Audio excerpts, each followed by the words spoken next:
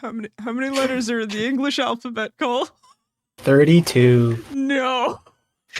Oh, no, hold on. I want to hear what other letters there are. Yeah, go through the whole alphabet right now. A, B, C, D, E, F, G, H, I, J, K, L, M, N, O, P, Q, R, S, T, U, V, W, X, Y, Z. And then there's also the question mark, the ampersand.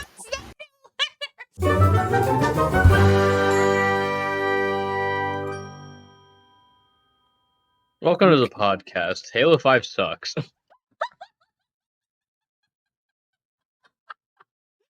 I'm Alina. I'm Peter. I'm Cole. And if you couldn't tell by the low effort intro, we're talking about Halo 5. I'd say it matches it perfectly. I don't have a single bias here. Yeah. You also don't have a single good thing to say about it seems. I have like one or two good things, but they are nothing compared to the fucking tsunami of bullshit this game is. Wow. One or two good things? Two good things is more than the one good thing I have in my brain. You have a good thing in your brain? Not really. It's the same as your good thing. How do you know? Because you told me it! You're right. You told me it like a week ago! I'm just as lost as I was on the other Halo episode, so you know. This is slander. Anyway. Yes, hello, viewers. How you doing? I guess we'll just start with a fucking plot synopsis. Once again, viewers, friends, buddy, pal chums, I've only played this game 3 times. Hello, clowns. I've only played this game 3 times, which, if you've been here for the other Halo episodes and are aware of the sheer volume of times, go back and watch them. If you haven't watched them, you're missing out on so much important stuff that will definitely be important. Trope Troupe lore. In this plot synopsis, definitely. Anyway.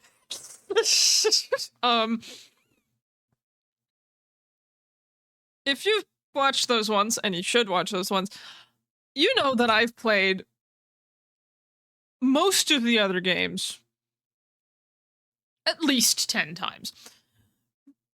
Mostly Halo 4 I've played a few times.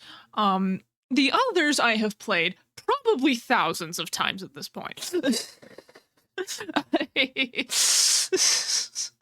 It's insane the sheer amount of Halo that I have crammed into my life. But 3 playthroughs.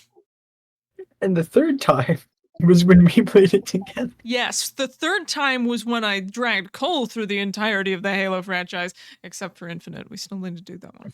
We're not done with that one yet. No, we didn't do that one yet. You got it. We're gonna do that in like a week now. Well, maybe not a week, because I've... personal lore, I'm moving. But anyway. My address... Anyway. My address. Beep.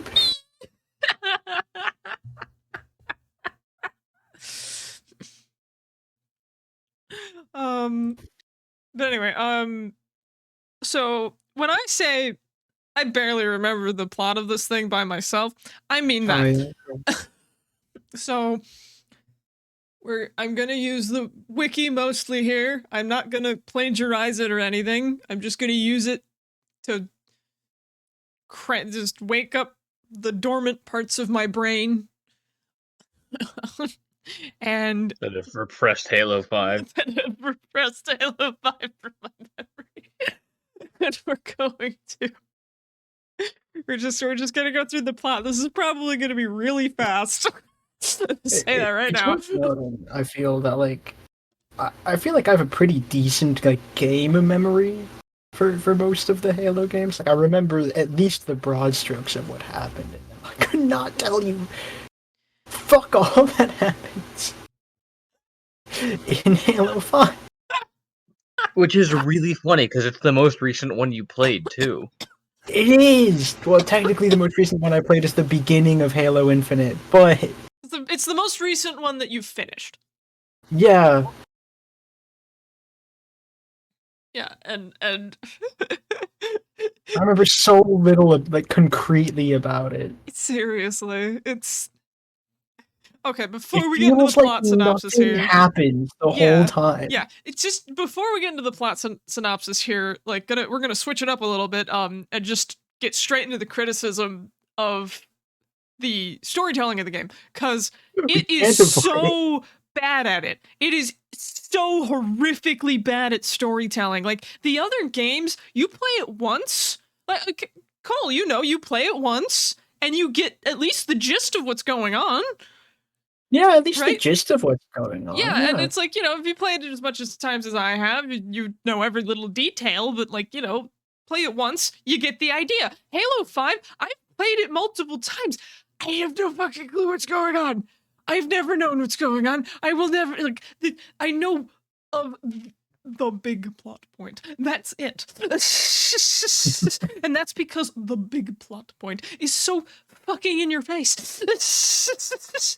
the big one. The big one, which we'll get to that. But for now, let's get into the plot synopsis. So basically,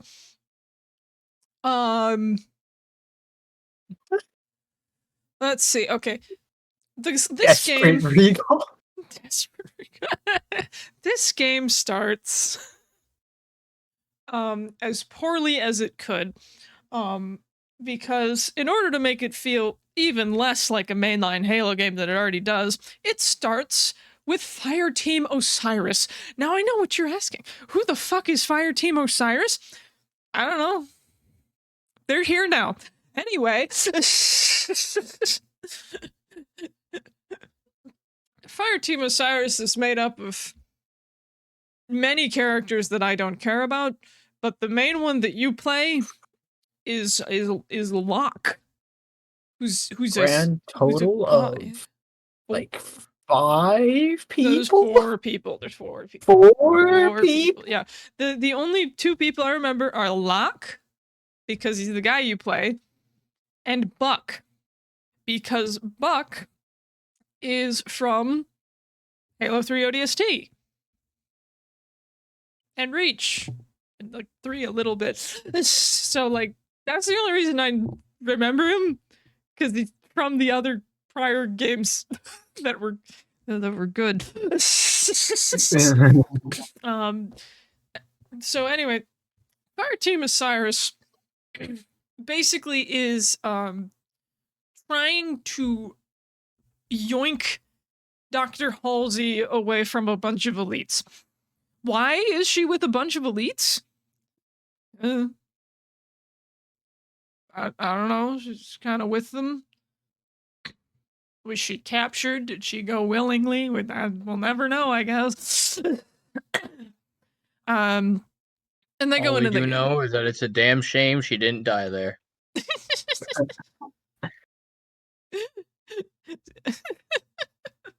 I love it when people die. And you love Halo 3. Anyway, you'll love Reach even more. That was nothing but that. Wow. Reach is actually the first Halo game I played. Yeah. It's the only one I've played, and it shows.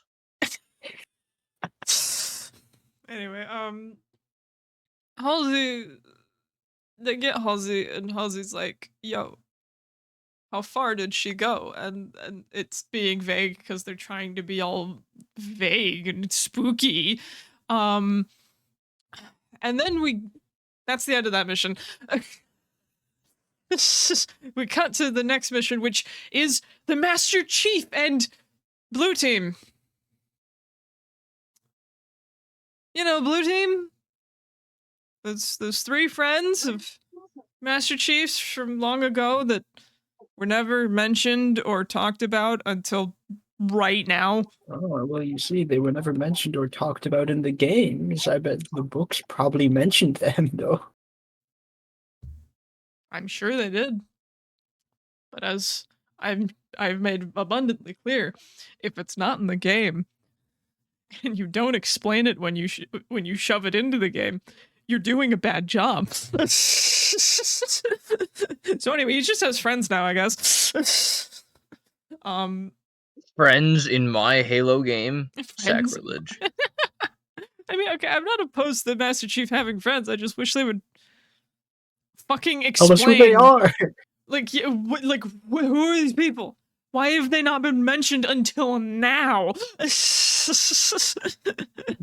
think they were thought to be dead, but they were actually somewhere else.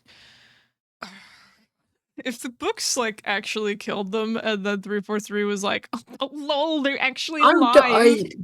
I'm as far as I'm aware, book lore has always been weird as fuck and kind of confusing. I've not read them. That's just what I've heard. That's fair. Don't put it in the game though. Anyway. If you have a multimedia franchise and the lore is connected, maybe do this nifty thing called explaining things. Yeah. If your core audience and the core of your property is the video game, maybe explain things in the video game. But then people won't go buy the book. Context cost extra. It sure does. It sure does. Pay us 30 cents right now. Pay us $5. So you can figure that's out several times the amount of money I say. the amount of money you said would have made sense in the 20s. Look, man, I'm desperate. It is the 20s. 1920s.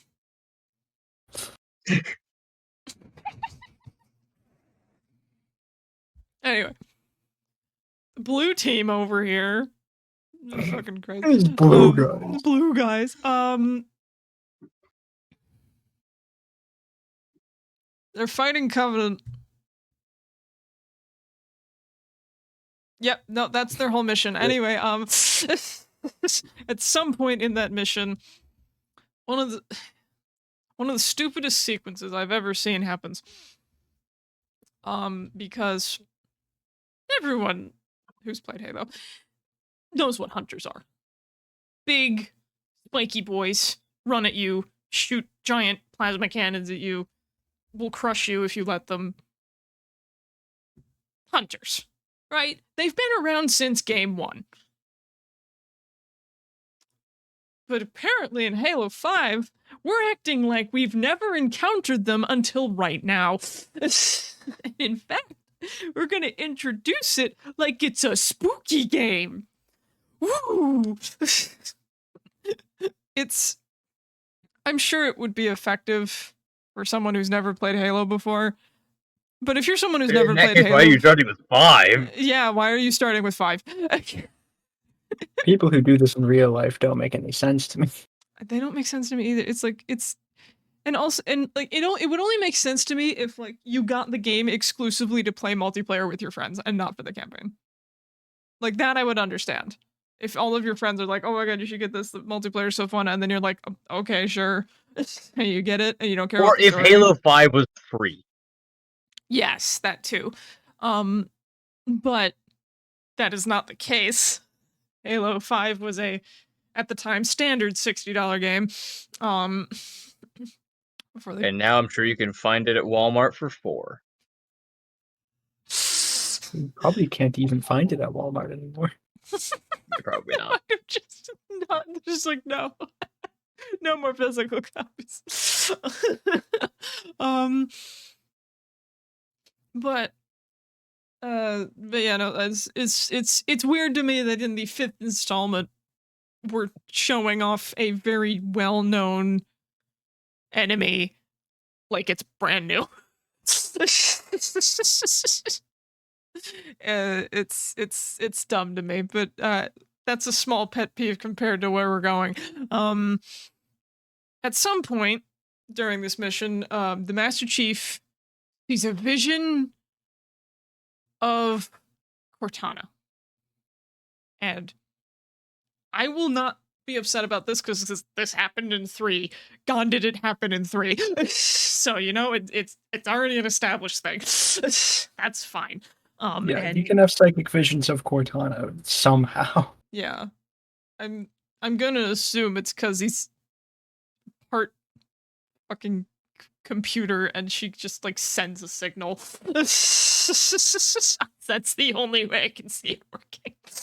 Either that or he's crazy. He could just be crazy. He's just insane, and for some reason the insane hallucinations in his head have led him to victory. By sheer coincidence. Anyway. That would be really funny. That would be so funny. But Well, you know what they say, if you're insane, but, you know, you win, you're not insane. History is written by the victors. And Master Chief never loses. And therefore, Master Chief has written all of human history. Correct. Oh no. Okay, but he sees a vision of Cortana. She activates a giant winged machine. And she's like Meridian's next, bitch. And then the vision ends, and his friends rush over to him because I think he fell in a hole beforehand, and they're like, "Bro, you okay, man?" And he's like, "I gotta go, Meridian. I gotta get my Cortana back." And they all The woman in my head who called me stud muffin, she's maybe alive, question mark? Because if you remember in 4, she died. So he's like, whoa. Visions mean she alive. Okay. And so he's like, abandon all other missions. We need to go to Meridian. And his friends are like, what? And he's like, I saw a vision. We need to go.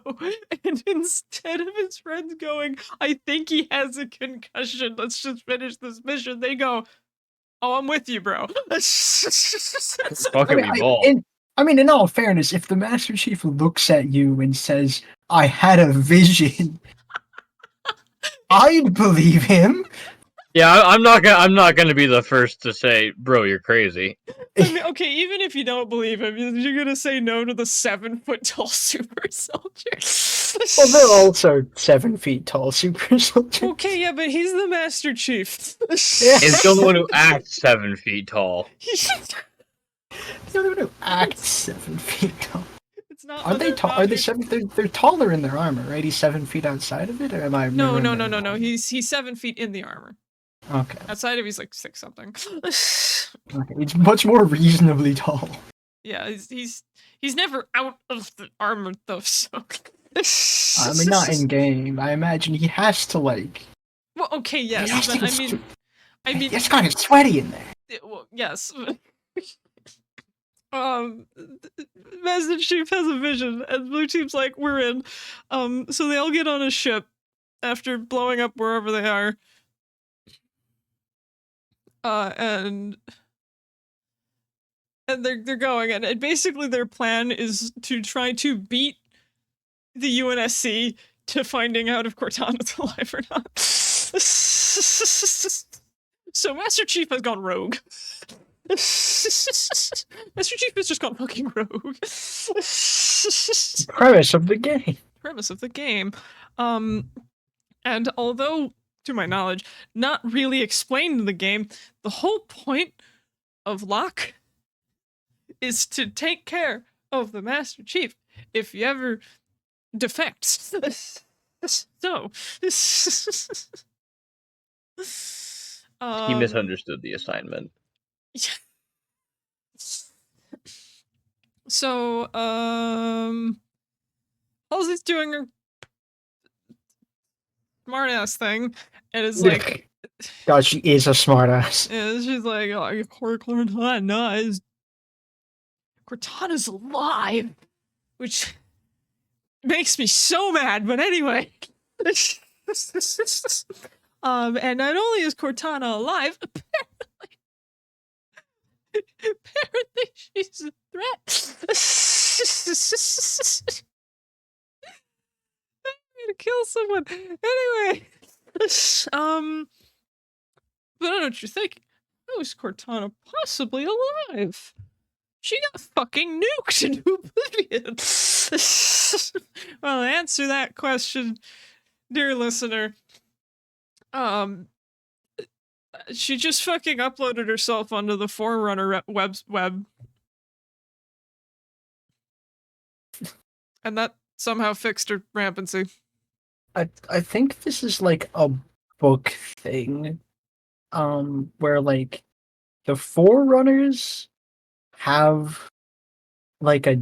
This is also sort of, it's very badly explained in 4, because I think that's what everything with the librarian is as well.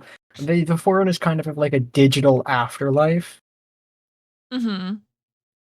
and that's where the Didact ends up. And I think technically at the end of 4, Cortana drags his ass into. It's purgatory. I was gonna say hell, but it's purgatory. He just gets fucking flung off the bridge by an explosion, but No, I meant like metaphysically. oh, okay. Well, here, let me quote the Halo wiki here, just so I'm giving credit. I'm no expert, and I'm sure the people who wrote the Halopedia know better than I do. I know. I just want to compare because I'm skimming, but I'll just read the first sentence here. Aboard Infinity, Halsey reveals that Cortana has somehow gained access to the Domain, a galaxy-spanning repository of Forerunner knowledge. Okay, so it's not the Forerunner afterlife. It's a different giant digital thing. It's just a bunch of knowledge. I think they are the same thing. Are they the same thing? Maybe. Now I'm looking up on the Okay, well, while you do that, so basically they figure out Cortana's alive, and Halsey's like, shit. She's like, oh fuck, she's gonna try to get Master Chief to join her. That's bad. So she's like, hey, Team Osiris, you stupid bitches, stop him. Stop him. So, Team Osiris is given the impossible task of stopping the Master Chief. Which, I'm gonna be honest, I don't know who came up with this plan of putting a guy in charge of stopping the Master Chief, but it was a dumb one, because we're talking about a man who has defeated so many armies almost single-handedly. And it's just, yeah, this one guy could stop him. Okay, anyway. So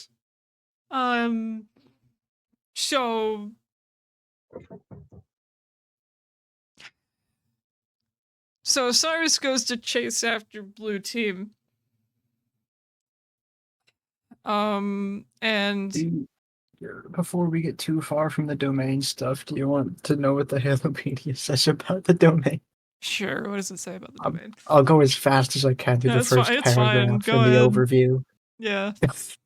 The Domain was an immaterial reserve of knowledge and collective experience viewed by the Forerunners as the essence and living expression of their culture and history.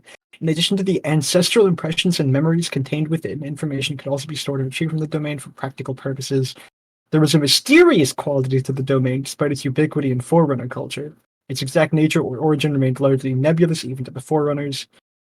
due to these abstruse aspects. The Forerunners abstruse. The Forerunners treated the domain as something mystical and transcendent. It was regarded with reverence and connected to their religious beliefs.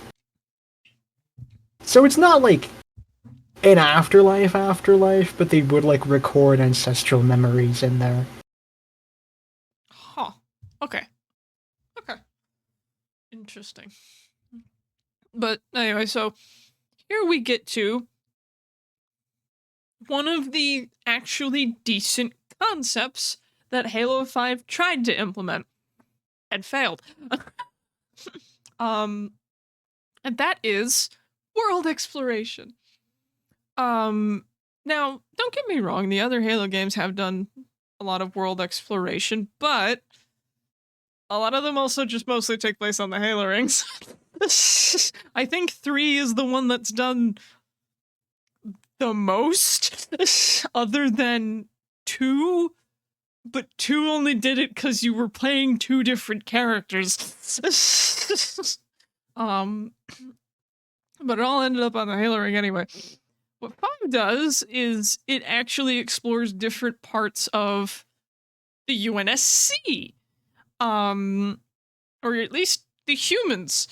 So the next place that Osiris goes to is Meridian, like in Master Chief's vision. But it's actually a human colony on a planet. And to me, that's a really interesting concept because we've never actually seen any of the human colonies other than Reach. Like, they're just not in the games at all. And so it would be really cool to be like, oh, well, what sort of culture exists on this colony or this colony? Except this is Halo 5. Man, it sucks. This neat idea sucks in this game. Yeah. So, It's like that all these sequences are bland and forgettable. Yes, it's unfortunately done poorly here. Now, another interesting concept that is in this game that I do actually genuinely like is the governor of the Meridian colony, which is Governor Sloan, who is an AI. It's an AI governor. And everyone seems to like him a lot. So he's an interesting character. He is also suffering from rampancy. Similar to Cortana in 4.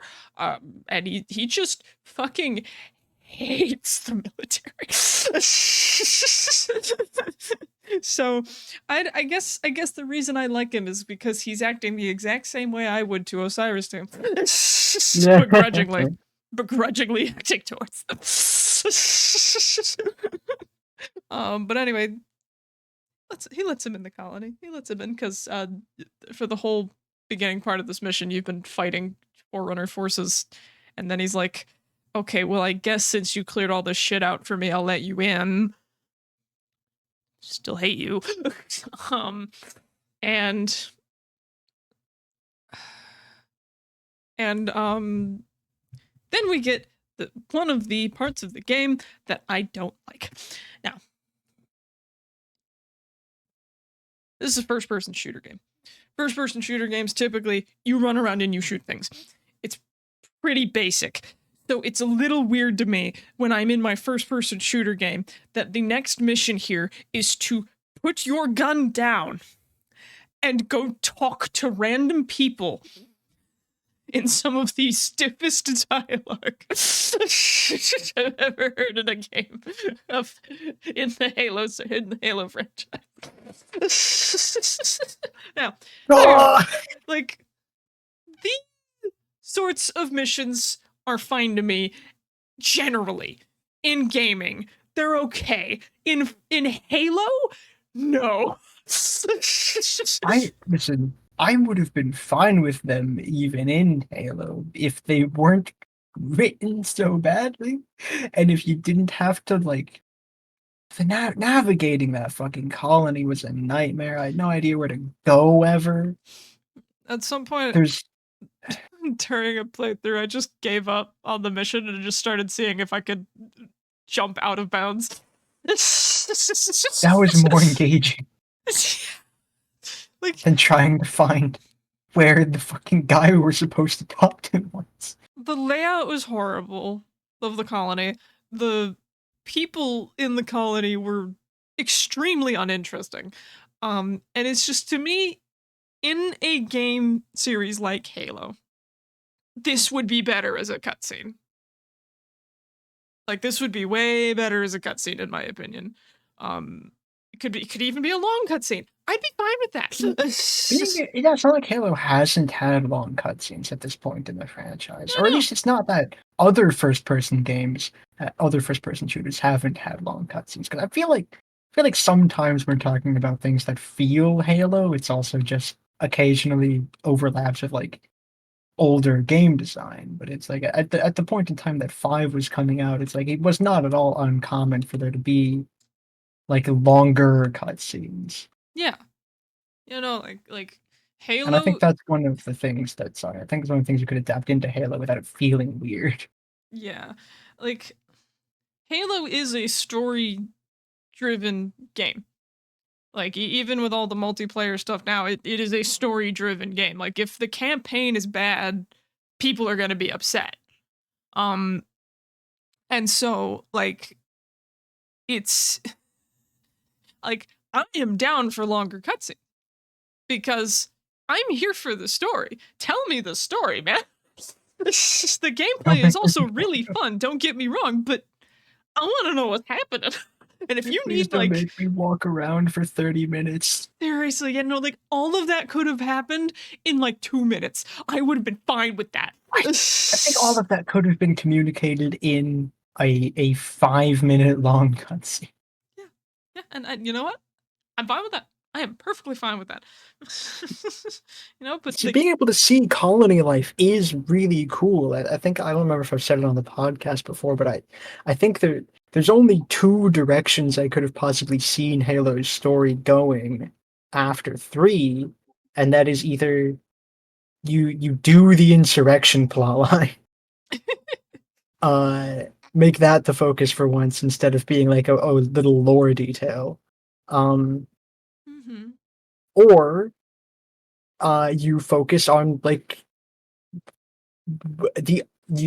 what happens after the Covenant splinters into pieces, and like what essentially takes their place in that giant fucking power vacuum. Yeah, it's, but yeah, no, they really cool concept. So being able to Very bad see colony execution. life is pretty cool, and then the entire segment takes so long and is so boring. Especially if And we're this is talking like the way I play. I'm like, oh go, yeah, go, go, yeah, right? you go fast. Yeah, Yeah. it's like, this segment is agony to me.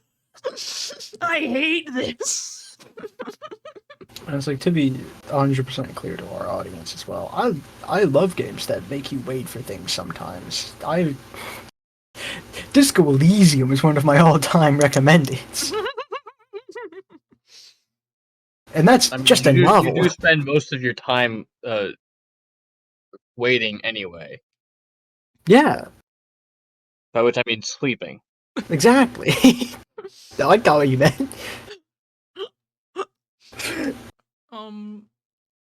But anyway. But it's like a Halo just isn't the sort of game for that. Yeah, Most no. first-person shooters aren't the kind of games for that, unless they also overlap with RPG, right? Like a segment where you just walk around and talk to people doesn't feel out of place in like Mass Effect or Cyberpunk 2077, because both of those are also RPGs. Halo's not an RPG. It's never been an RPG. No, but like, yeah, no, games like that, like Cyberpunk, where it's like, yeah, it's a first person. I don't know if I'd call it a shooter because there's a lot of stabby bits too. The first person game that has guns in it. But that game is very, you go walk up, talk to random people, do side quests and stuff. Other than Infinite, Halo is not a side quest game at all. It's like you get from point A to point B and there is no C or D in the middle of it. And so, when my objective is suddenly find like 5 random people in this colony to talk to, I'm just kind of like, what? Why? Why do I gotta talk to this guy? Why? This isn't my job. And it doesn't help that, like, okay, I understand that the whole gimmick of this particular colony is they hate the UNSC. I get that, because I think it's technically, it's not a UNSC colony, it's a different organization's colony or something, but like they really do not like the UNSC. And like I get that, but it does not help that every fucking NPC you try to talk to is just like, go fuck yourself.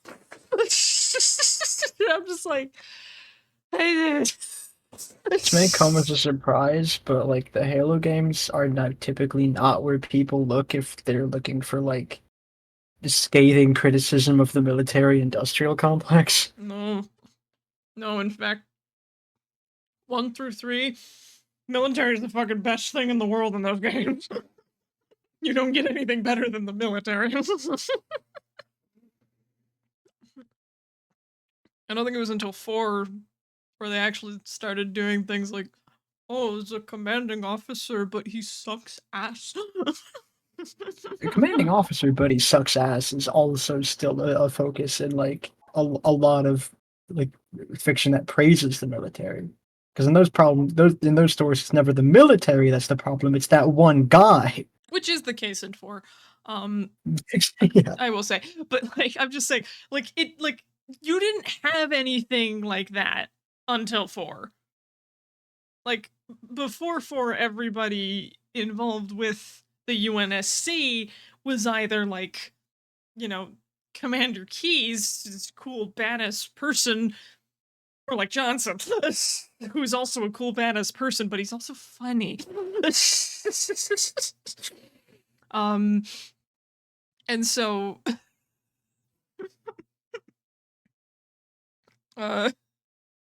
you get to 4 and this is this guy and you're like, get the fuck out of here.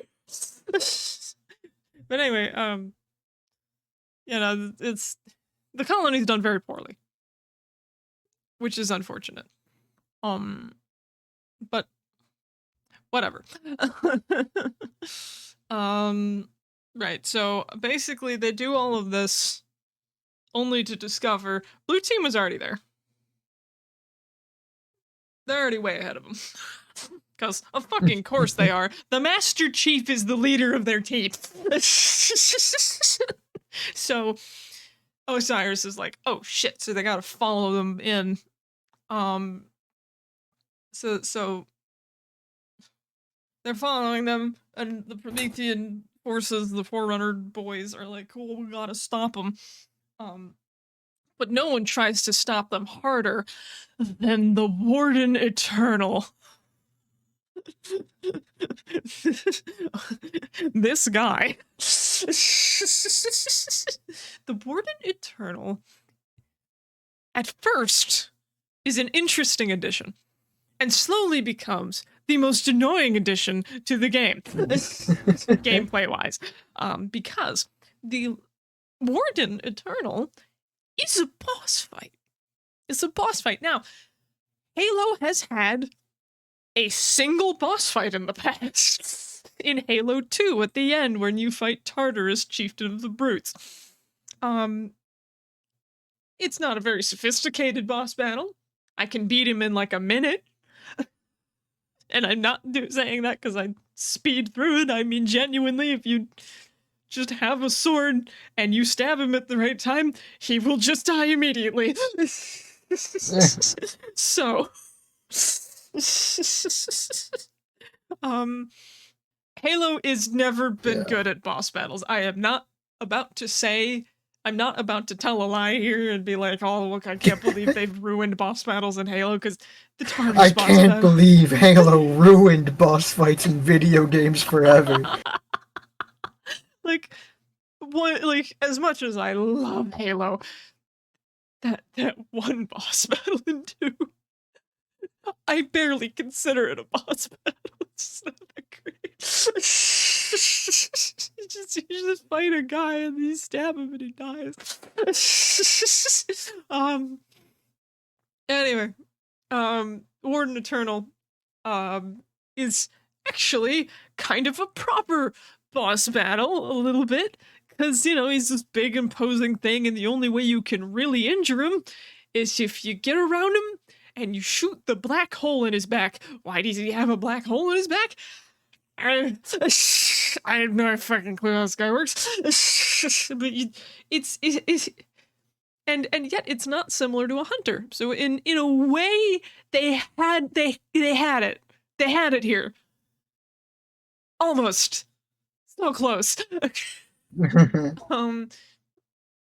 the warden's like, you shall not pass, bitches. Calls himself a Cortana's servant and fights Osiris. You kill him. For now. And Osiris catches up with Blue Team.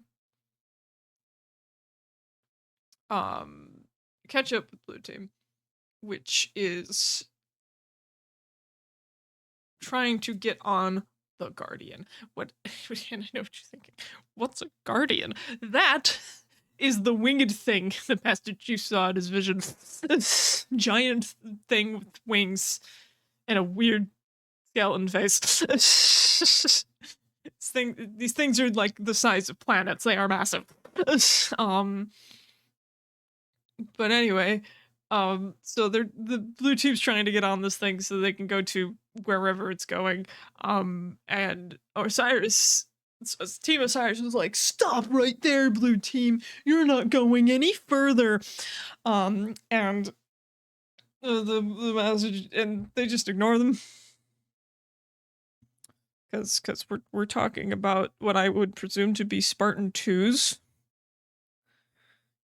Yeah. Against a bunch of normal people in upgraded armor from Spartan 2 armor, but not genetically modified people. Yeah, if I recall correctly, the way the in-universe power scaling goes is like a Spartan 2 out of their armor is about as strong and fast as a Spartan 4 in their armor. Oh, God.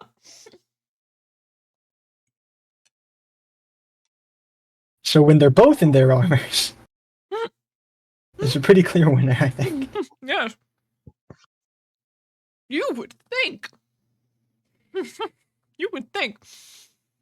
It's really funny you say that, because the next part of the scene, Locke makes the horrible mistake of saying Cortana is his team's concern now, which pisses the Master Chief the fuck off, and he's like hell she is, and goes to punch this man in the face. So Master Chief is now fighting a fellow soldier, which has never happened before. And you would think the Master Chief would just fucking slam this man into the dirt, throw him into the lava, just absolutely decimate this guy. But that's not what happens. That's not what happens. Oh, no, what we have is one of the most boring, slowest, equal-sided fights I have ever seen in my life. It is such a boring fight. I have never been so bored by the Master Chief punching a man. And you know, and it's like they're actually like equal. Now, you could argue that the Master Chief was trying to not crush the man's skull, It's like, I don't think he wants to kill a person unless they're with the Covenant or the Flood or with the Forerunners. But the fight's still equal until Locke makes a second mistake of breaking the Master Chief's visor. And then the Master Chief continues to fight this man in a slow and boring fashion, but ultimately wins. The Osiris team. Sorry. The Osiris team has these little devices that are supposed to, like, basically force your armor to lock up. So they can just, I guess, pick you up like a fucking statue and drag you back home. But he tries to pull this on the Master Chief, and the Master Chief's like, no, fuck you, and shoves it on to Locke's armor instead, and then Locke is locked up.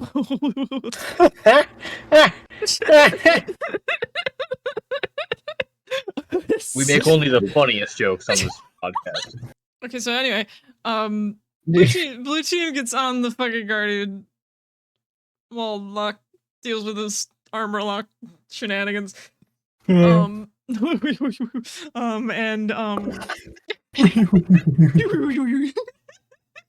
and then the Guardian starts to leave,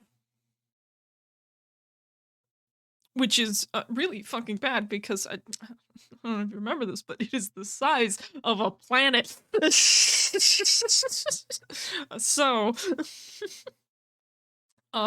Team Osiris gotta get the fuck out of there. So the rest of the mission is them trying to get the fuck out of there. And only barely succeeding.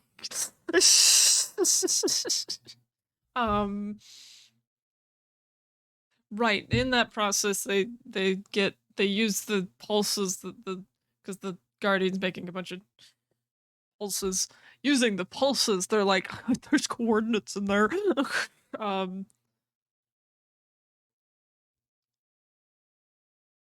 think maybe. I don't remember. Let me read. Hold on. Right. Governor Sloan's a traitor. Oh, I was wondering. I remembered that happened. I was trying to remember what it happened. It happens while you're fucking bolting out of there. He's like, okay, so he basically is like, reveals that Cortana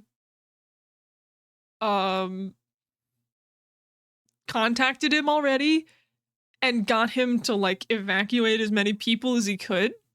And he also reveals that he was gonna be on her side, because I think specifically because he was dying of his rampancy, and he's like, well, she can fix it, and I hate the UNSC, so So fuck you guys. So fuck you guys.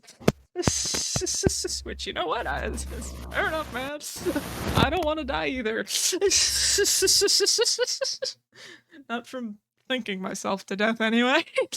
Anyway,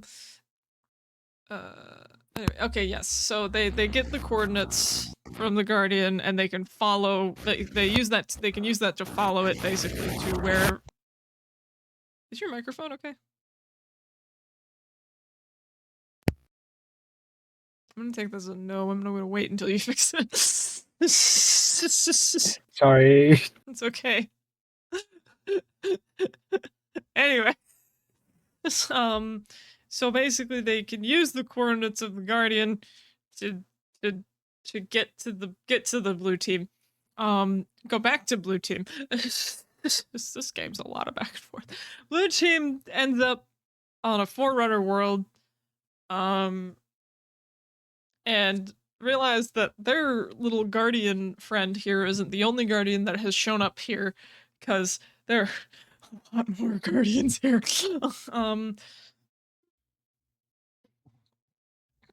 They all walk up to a console which has a familiar signal from when they were trained as children, which is a pretty fucking clear indicator Cortana's here. And Guess who else is here? The Covenant. Wow. Because they all got fucking yoinked in with the other Guardians by oopsie daisies. So they have to fight the Covenant. And of course the Covenant's still fucking on all that the great journey. A great journey. Take me on a great journey. The great journey. And then they encounter the Warden again. So the Warden doesn't attack them. He's just like, I'm Cortana's defender, and she likes you, so I'm gonna be chill for now. But the Warden is racist to humans. So as they're getting closer, to Cortana, he's just kind of like, he's interrogating the Master Chief, like, what are your intentions with my boss? Master Chief's kind of like, I want Friendship? to take my friend back home. Warden's like, nah, and then attacks them. So you get to fight the Warden again, and I know what you're thinking. Is he more powerful? Did he change up his moveset at all? And maybe like this, he's moved the black hole since the last fight because he realized it's way too fucking vulnerable. No, it's exactly the same. It's the exact same fight. I love it. Anyway, they kill him again. And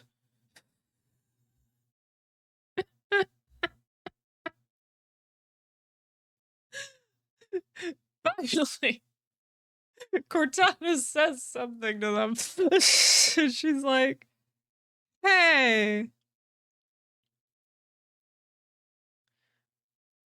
I'm gonna explain how I got here. So she explains how she got here, which, according to the wiki, she explains that she arrived at the planet aboard the wreckage of the Didac ship after it was dragged through slipspace, and that her rampancy was cured by accessing the domain.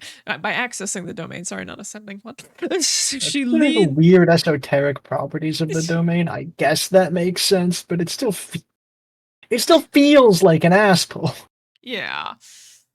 Well, okay, it's like, what slipspace?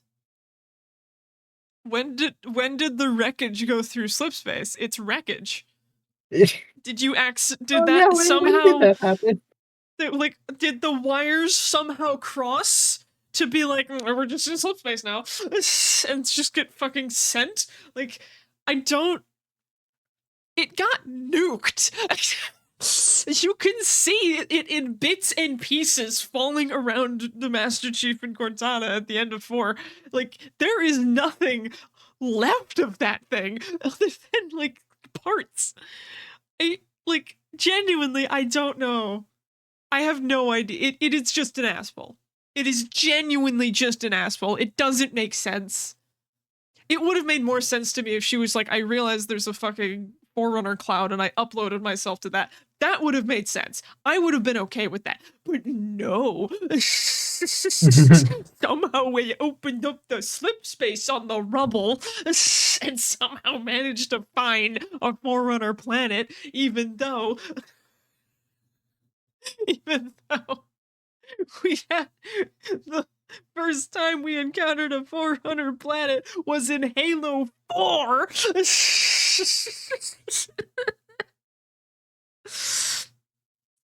It's just like, there can't be that many of these if you just found one in the 4th fucking iteration in the series. Like, I fucking can't.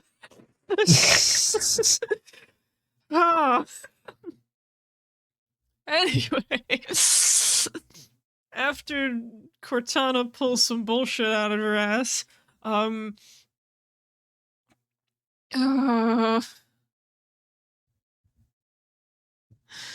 she fucking leads them around the planet to meet her, because she still sees the Master Chief as her friend, even though she's changed a little. So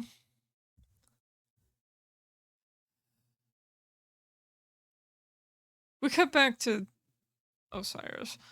Osiris has realized that they need help. They need some help. Because not only are they still trying to get the Master Chief, but also these Guardians are a big problem. Like a really big problem. And so they go to get the help of the Sangheli, otherwise known as the Elites.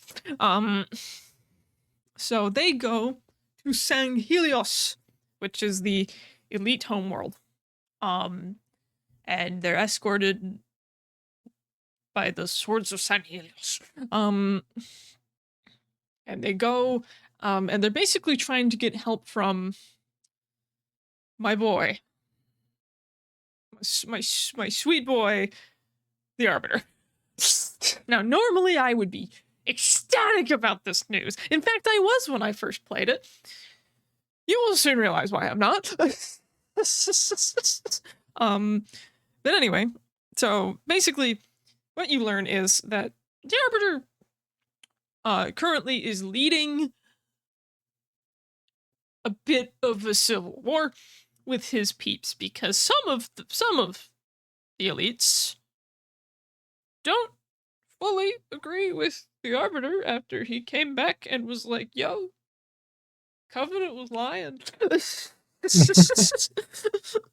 And they were like, nah, I don't believe you. And he's like, fuck.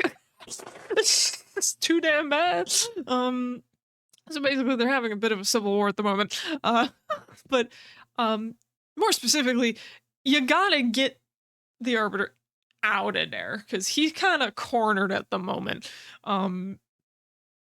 So the Team Osiris goes to basically save the Arbiter. So you go and save the Arbiter. There's not really much more to it. And by the time you get there, it's pretty clear he doesn't need any help, considering there's an entire army at his doorstep.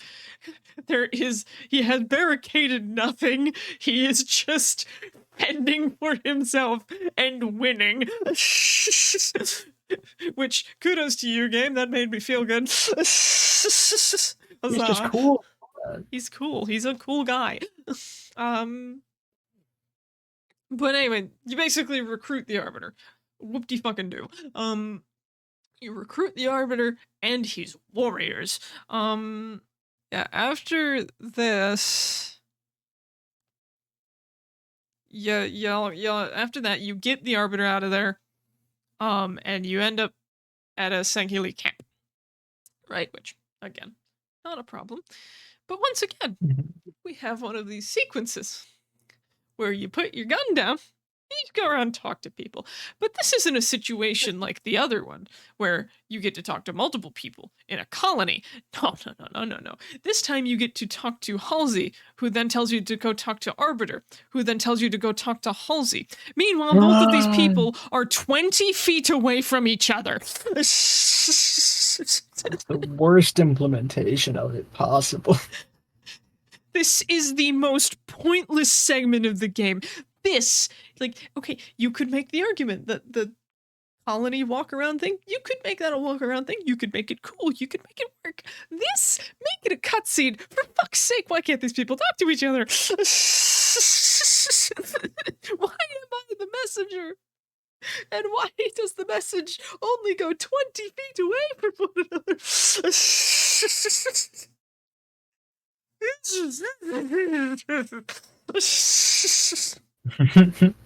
Awful. It's horrible. It's such a time waster. The only good part about that segment is there's a fucking grunt sitting on a cliff and he says silly things. That's it. That's all you got. Anyway, after that pain,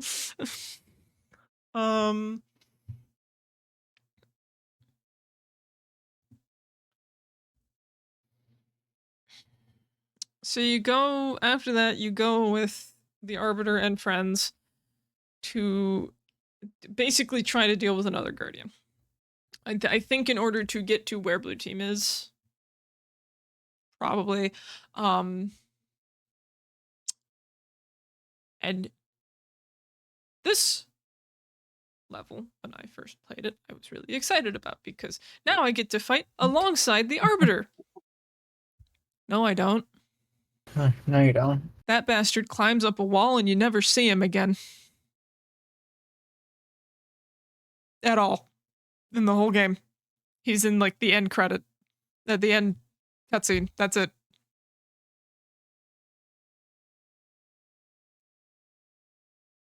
Come back, Arbiter. It makes me so mad. Like, this guy, the Arbiter, is such an integral part of the prior games.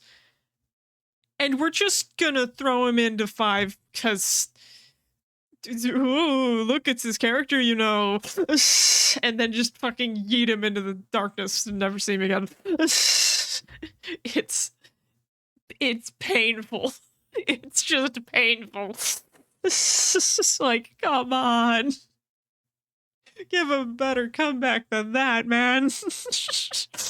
He gets nothing. He gets nothing. You save him, and then he's on a mission with you for a whole 5 seconds, and then he's just gone. It's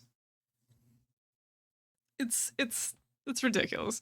But anyway, you go, and the Sahili have another objective, which is why he basically fucking abandons you, because they're trying to stop the Covenant that are on Sanghelios, but and Osiris does help them, but their main goal is to get to the Guardian. And so basically Osiris gets to the Guardian, board it, and then it enters slip space.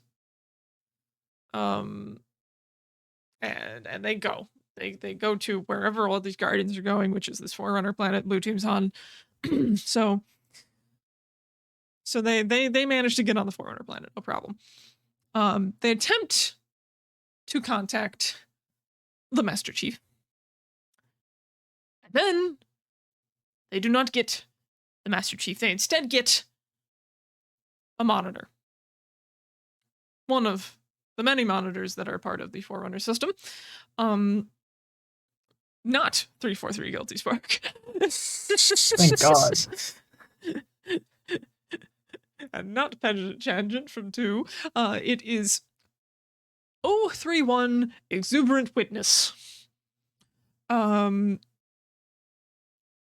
is fucking pissed right now because she has been locked out of the systems of this planet that she runs because Cortana and Warden locked her out because they're doing their own spooky shit with Guardians over here, and she's upset because she's like, this is my planet. Mine! You can't just fucking take my planet.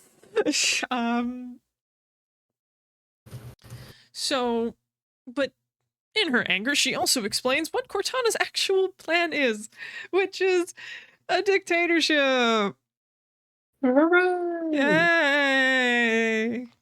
Yeah, so basically what Cortana's planning to do is to use the Guardians in order to, quote-unquote, enforce peace. And by that, we mean, if you agree with her, she'll be nice to you and give you everything you need, and if you don't agree with her, she'll fucking nuke you into oblivion with a Guardian. Until there's nothing left of you or your kind. I love keeping the peace. Yippee. So, big problem here.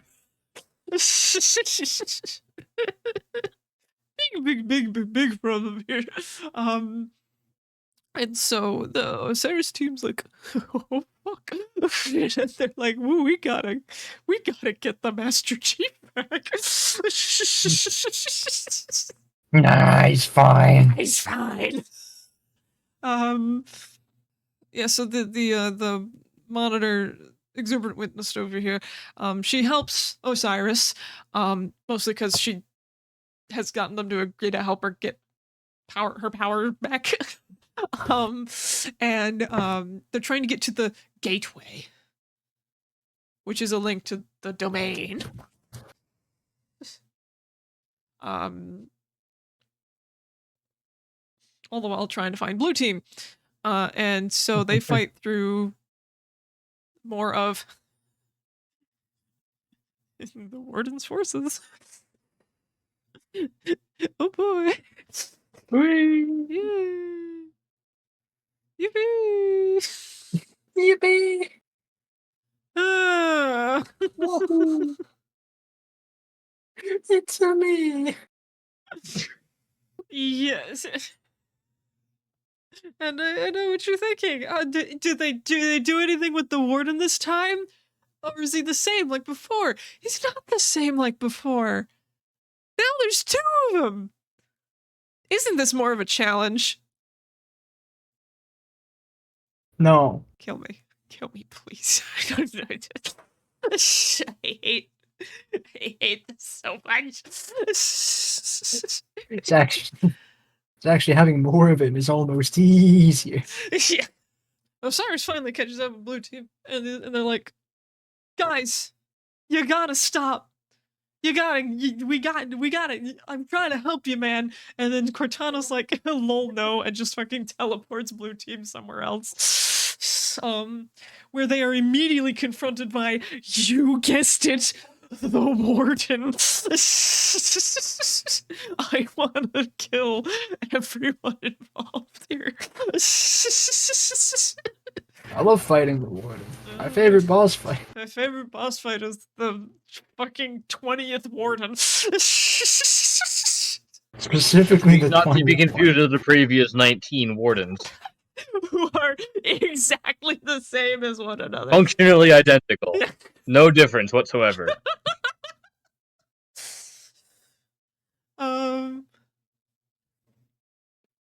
Yeah, so the warden confronts blue team again, and he's trying to convince Cortana that they're a problem. They're a threat. So this time you're fighting 3 of them. Oh boy. And you kill him, and it goes to a cutscene, where he basically makes a bajillion of himself, which I'm asking the question, why didn't he just do that in the first place? Don't worry about it. But anyway, apparently his whole gimmick is just more of me. More. He is all of him. I'm all of it. Anyway, Cortana's like, fuck you, and just killed every version of him in the span of a millisecond. And they meet Cortana. I think after that, unless there's more. Okay, so we get some lore from the warden. Some warden? Lorden. And I'm just gonna read the wiki here again because I'm not about to try to summarize this. The warden claims that while the librarian intended the mantle to be passed down and prepared humanity for the task, the mantle itself was meant not for humanity but for their creations, AIs. Yeah, because the Forerunners could have predicted that. But the Forerunners apparently a single Forerunner was capable of creating the genetic destiny of the human race. Whatever that means. I want to kill 343 Industries. I say this for legal reasons as a joke, but genuinely, stuff like this upsets me. Like, this is. What do you mean it's meant for our create? Like, The Master Chief was never the Reclaimer. Cortana was. Then how come every fucking human being was the only ones who could turn on the damn rings? Well, it's because they have to make the AIs with their own 2 hands. Oh wow, that makes so much sense. I'm gonna shoot you with a gun. For legal reasons, all of my threats are jokes. Anyway. The warden keeps going, he's the threat, he's the threat, he's the threat, and then Cortana's like, fuck you, fuck you, fuck you. And I finally meet Cortana after all of this. Before this, both the Master Chief and Blue Team are sort of recognizing that Cortana's been kind of stalling their journey to get there because she's trying to buy time. And they're kind of like, it's kind of suspicious, kind of weird. It's kind of, I would let's be a little cautious here. And so they confront Cortana, and Cortana has a new look. A new look that, as much as I despise the implications, for fuck's sake, they finally gave the woman some clothes. She finally has an outfit. Finally. That isn't naked woman. No more rendered toes. Not to say that prior editions were naked. The 4 one was the only one that was naked. Why did they make her naked? I don't know, because they're horrible. They're Internet. horrible, they suck. Internet, actually, don't answer my question. Actually, I don't know. Well, the reason they did that was because the majority of the audience of this game is men. Anyway. I want to die. If you think I just imitated you, go get therapy. There's something wrong with you.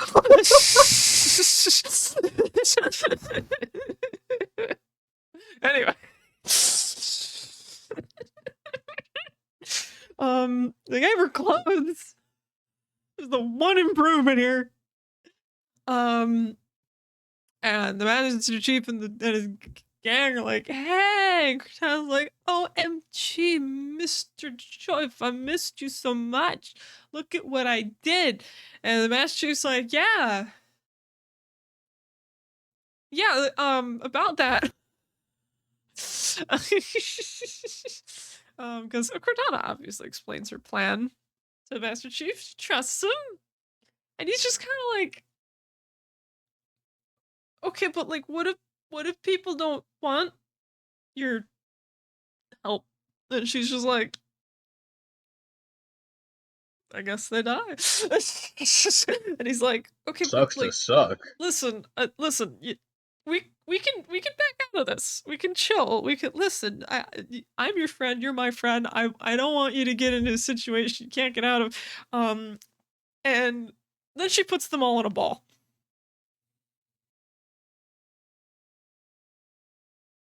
Anyway.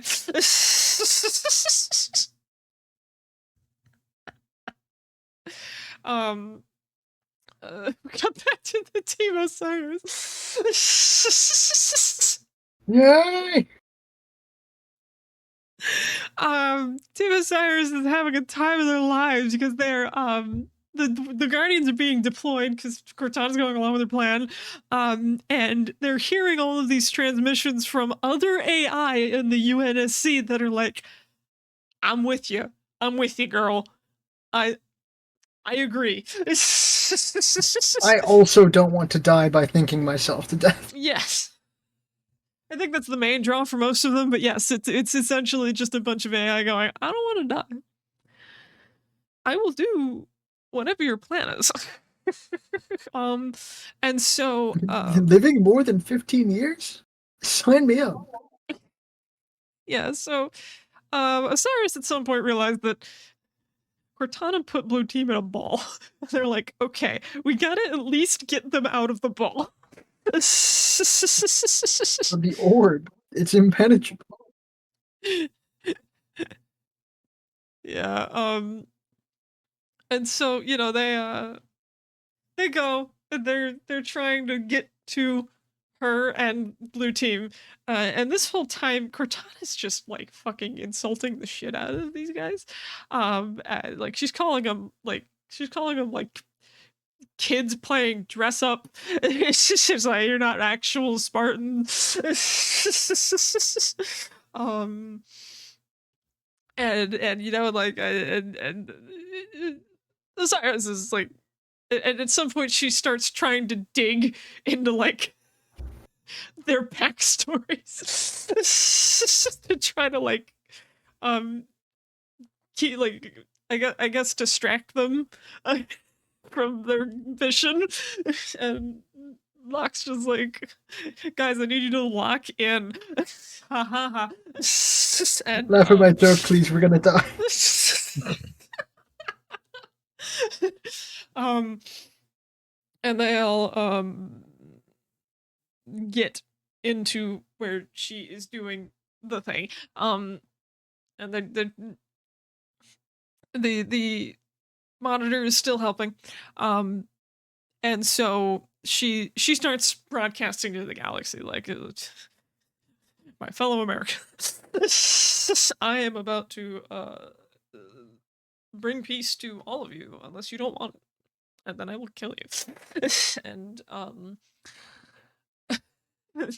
and everyone in the room is like, this is bad. And so she sends out all the guardians to start doing this plan, and her guardian's the last one to go. And then we get to what I deem to be the worst level in all of Halo. Because Osiris team runs into a hallway. This hallway leads to a control panel of some sort that, or a loading something that will get them closer to the blue team ball. And so they start walking. But the thing about the Guardians is when they start leaving, they send out these pulses, and these pulses are very destructive. They're EMPs essentially. So if you're wearing any technology such as, I don't know, a Spartan suit, it doesn't like it. So they start going, and they get hit by an EMP blast. And like, ah! But they keep going, and they get hit by another EMP blast. And, ah! And it just keeps going. And I kid you not, this entire level is you just walking forward for a whole 30 seconds. And then when Locke is about to fucking die, finally, the monitor's like, guess what I got? Control of my fucking planet back. And she yoinks the ball. The monitor yoinks the ball. You don't even do anything. The monitor fixes it for you. So you get blue team back. And Cortana's like, no, she fucking leaves. And Cortana's plan is instantly happening. She is attacking the UNSC like nobody's fucking business. And then we cut to Sang Helios again, where Osiris has brought blue team, and they're like, yo, we gotta fight Cortana. And then it ends on a, we're gonna fight Cortana note as the end of the game. Game ends there, yay. It ended. My favorite part of Halo 5 is when it ends. Yeah, so this game was not well received. Not just because of the horrible campaign story, but because of the multiplayer, which also was bad. Every aspect of this game was bad. And so, not received well. Yeah, no, I didn't get to touch on this, but making Cortana the villain is possibly one of the stupidest moves they could have made. Especially with how they explained how she's still alive. Because, as we talked about earlier, what slip space? It was rubble. There is no way you got a pile of garbage to slip space to a Forerunner planet so that you could somehow fix your rampancy in the condition you were in with some form of access to the domain. Yeah, the web domain. Yeah, the web domain. Like it doesn't make any sense, and especially when it's like in every other Halo game, when they killed a character, that character was dead. Just dead. Unless it was something like Johnson, where I will admit they bullshitted away him not dying in the first game, but his death was never shown on screen, so I argue they could have gotten away with that. But in every other game after that, any character who was like, yeah, they're dead, they're gone forever. Like, death was a very heavy thing in the Halo story. Like, it wasn't. Cortana is different. That was a gut reaction.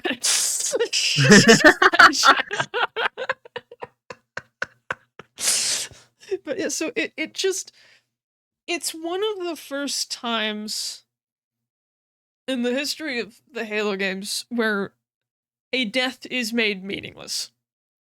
Just absolutely meaningless. And like, you could argue that, I don't know, George's death was meaningless because he thought he was saving Reach and he wasn't, but even that had a meaning. Because the meaning was that everyone in Reach died. Reach was hopeless. Yes, because Reach was a tragedy. Reach's story is a tragedy, so that makes sense. Cortana dying at the end of 4 was a sacrifice to make sure that the Master Chief fucking lived. And now we're just saying, oh, but she lived though. Like, could you guys not come up with a better villain? Like, come on. It was a ridiculous direction to take it, and to sort of get into the next game just a little bit, they skip the rest of this arc. that whole like finishing the fight-esque ending to 5, it's resolved off screen. That's how poorly received this was. Yeah.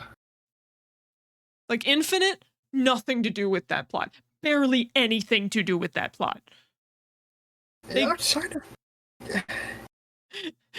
Like, they give Cortana her little send-off, even though in Infinite she is actually just dead.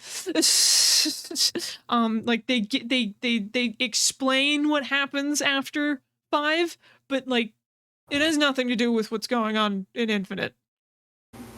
Like, they just were like, no, we're not having you play through that. We are so sorry.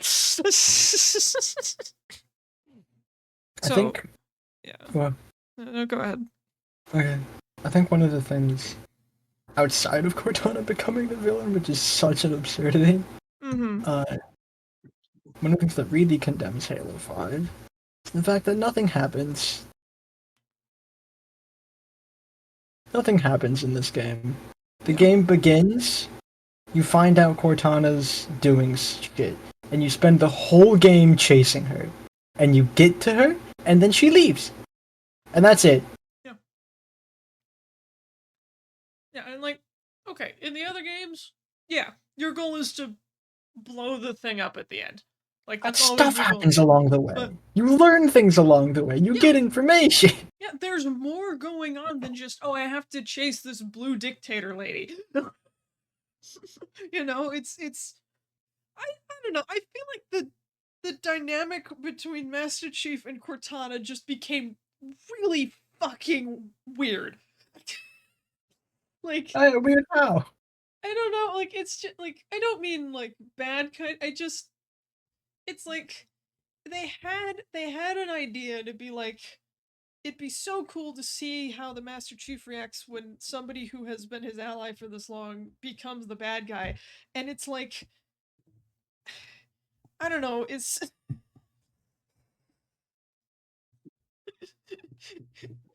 I feel like they didn't fully understand how to deal with that.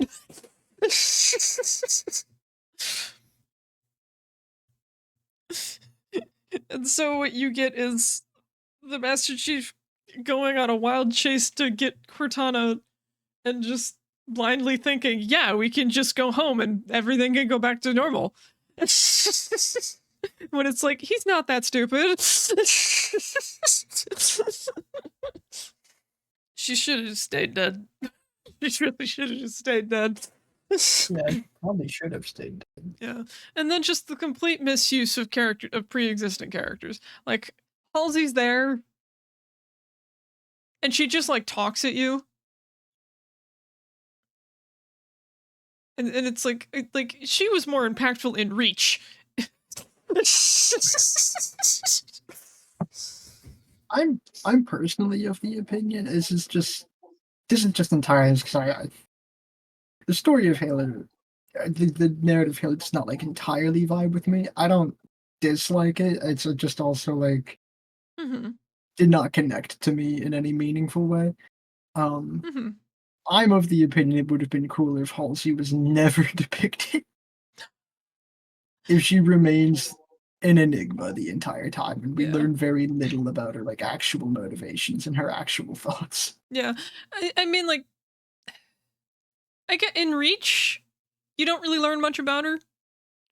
Other than, like, she gives you Cortana, which is like, yeah. You kind of already knew. They kind of already knew. Like, Halo Reach introduced her as a game character, but it didn't add anything else to her. And in that way, I feel like she succeeded more in that game than she did in 5, or because she was in 4 a little bit also, but like not nearly as much as she was in 5. In 5, she becomes like a full-blown character that you interact with, which then begs the question, isn't she like a felon? Why is she here?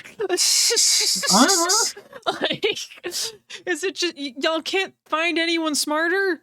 Like, we really that desperate? I don't understand. Like, I know she made Cortana, but you guys have made more AI since then. Like, we really need her here that bad. You're getting help from the same woman that kidnapped children and experimented on them for the quote-unquote greater good. I mean, yeah. I mean, wouldn't you want advice from? No, I want I her. couldn't even finish my sentence, man. I want her either spending life behind bars, Or just dead. or just dead. You either get life in prison or the death penalty at that point. I don't care. One of the two, as long as you're not standing in front of me telling me what to do. It's like, why are you still here? Why are you still here? Just have a heart attack already or something. Aren't you like 70? Jesus. But yeah, she's like, she gets a ton of screen time. And then we have the Arbiter. Like, I think one of Master Chief's most respected allies. Yeah. Like, they had a whole thing going in 3, and we're just, nah, these two never talk. Why would they? I've not seen the Master Chief in 30 years. And I still won't. And I never will. Who the fuck is Dr. Cap? Who the fuck is John?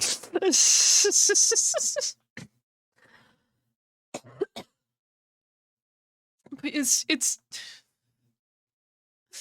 the whole thing's ridiculous. The whole thing's ridiculous. And like there's like tiny bits of it where I'm either like, okay, you had a concept, or okay, I like this character. But most of it is like forgettable, which is the worst it could be. Yeah, it's Like- forgettable because nothing happened. Yeah. Like, literally nothing happens. Like, there's a bunch of stuff that is happening, but none of it pertains to you. None of it pertains to your team. Like, Osiris is so hell-bent on following Blue Team and Cortana that, like, every other cool thing happening is just on the sideline. Like, okay, the Sangheili are in a civil war. Do you know how cool that is?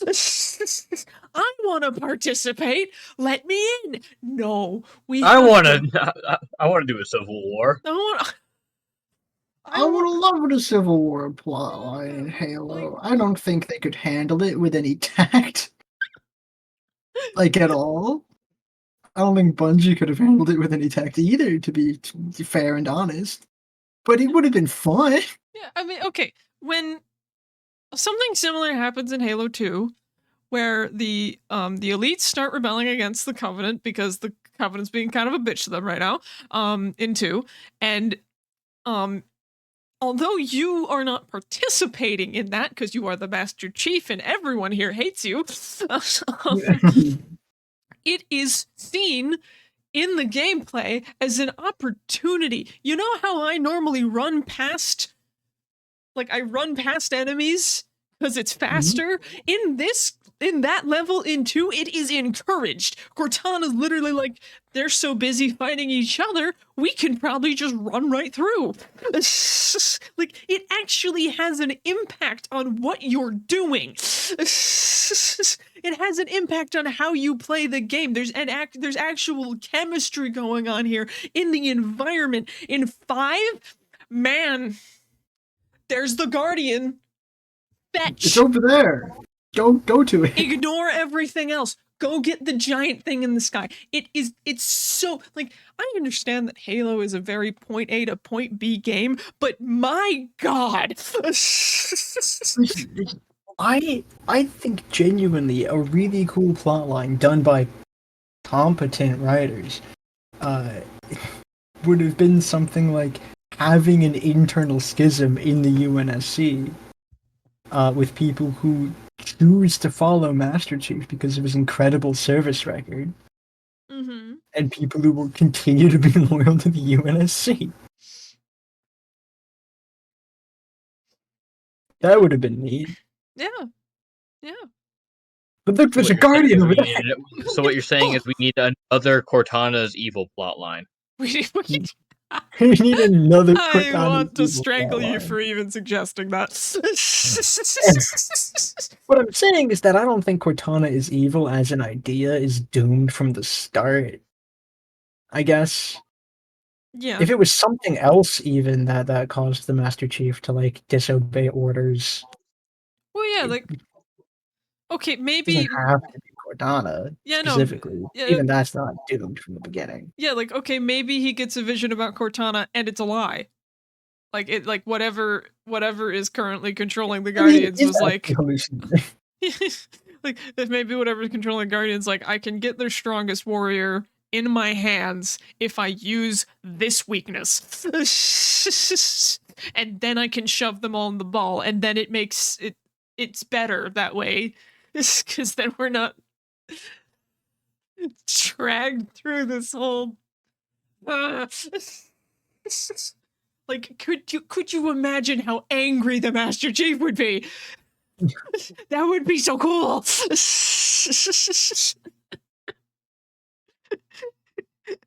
Like, that man never gets mad.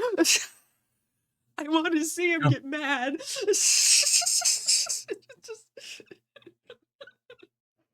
No, we have to make Cortana the villain instead, because why would we make a new character other than the Warden?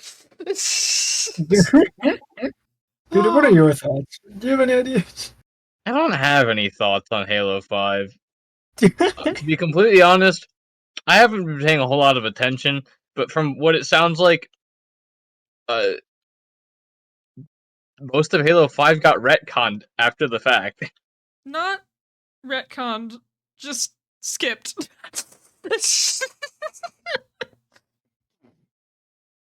See, here's the issue with Halo as a franchise. Like, you can retcon little details, you can retcon, like, certain sections. You can't retcon a whole game. That just You totally can retcon. No. I disagree. You They just didn't have the fucking guts. Okay. You shouldn't, is what Yes. I would say. It wouldn't have gone over well, even though it was a poorly received game. Like, doing that would basically just be like, oh man, let's just delete that entire section of everything. Guys, we never made this game. We're still trustworthy. Yeah, I am normal and can be trusted with your favorite franchise. Delete Halo 5 off of everybody's consoles now. Don't. No, I want them to remember their horror and learn. Which they did, kind of. But anyway. Yeah, so 5 was a disappointment to me. For many reasons, but mostly because when 4 came out, I had given 343 the benefit of the doubt. I think I explained this when we talked about 4. I was just like, you know what, 343 Industries, it's not a bunch of new people who have never made a game before, but like this is technically kind of a newer team. It's a new dynamic. I can understand why it feels a little off. 5 feels nothing like a Halo game. Give you the benefit of the doubt, you squandered it. You know you do not deserve it anymore. Yeah, no, exactly. Like it honestly, like, it made me question if I should continue buying into the Halo franchise. And it's like, I have a whole thing where it's like, I want to have every Halo game. And I'm just over here like, do I really, if this is what they're going to come out with, do I really want to keep putting my money into it? Because this is horrible.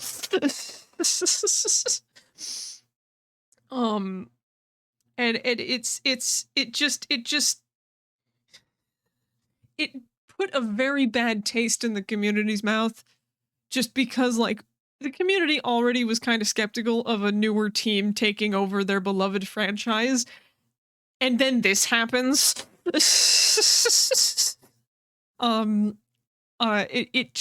It really, really, like, upset the community. Like, every time I have seen a poll online of like which game's the best Halo game, 5 is every time 100% the lowest rated. Like, nobody likes that game. And if they do, they're wrong. And they need help. Because if that's your idea of a good game, Jesus Christ. Like, okay. Getting out of the story even a little bit here, some of the game mechanics, right? Some of the game mechanics are completely useless. Okay, like, Locke, I don't know if it's I don't know if everybody has the same moveset or whatever, but fucking Locke has a goddamn, like, jetpack thingy that you can do. I never use it. You can, if you mash the melee button when you sprint, you can fucking punch through certain walls. I've used that, like, once. Like, they added a bunch of, like, commands. There was commands you could throw at the, at your teammates, who, when I played it, were always NPCs. Because who the fuck else is gonna play with me? and it's like, it's just it's a bunch of stuff of game mechanics they shoved in, and you don't need to use any of them. They're useless.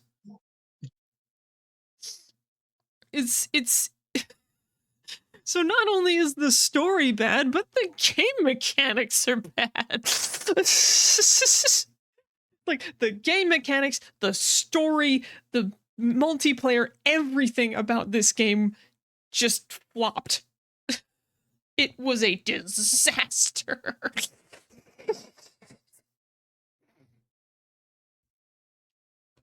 It's bad. Game bad. It was really bad. It was really bad. Like, I have I've played games where I'm kind of like, meh, okay, but like my friends wanted to play them, and it's like, okay, this part of the game sucks, but at least it has this, and this. Halo 5 is one of the first major games I have played that just everything. There's this, and this. It's just all bad. Everything about it failed. Every single aspect of it failed. Like modern games, even, like, okay, modern games, it's like, yeah, a lot of them are buggy as fuck, but at least that's funny sometimes. At least you can get a kick out of that. At least some parts of the game are playable. At least eventually they fix it. Halo 5? I mean, I feel like Skyrim conditioned us for that kind of response to bugs, but that's a different episode. I do not share your opinion, but I'm not going to argue with you right now. Peter, hit the send to hell button. Let's send to hell. Do you have one of those? Yeah, and it makes this noise. Sorry, I was fucking around with voice mod. Do it again. And it makes this noise. Hold on. Well, now I don't know. Now I don't know what's wrong. Uh-oh. Apparently it doesn't make a noise. I was right. Halo 5 doesn't get anything. Yeah, I guess not. Bye. We're sorry? No, I'm not sorry. You know what send off Halo 5 gets? A big fuck you. Is it weird that I remember more about this game than I did when we recorded this? Because I haven't played it since.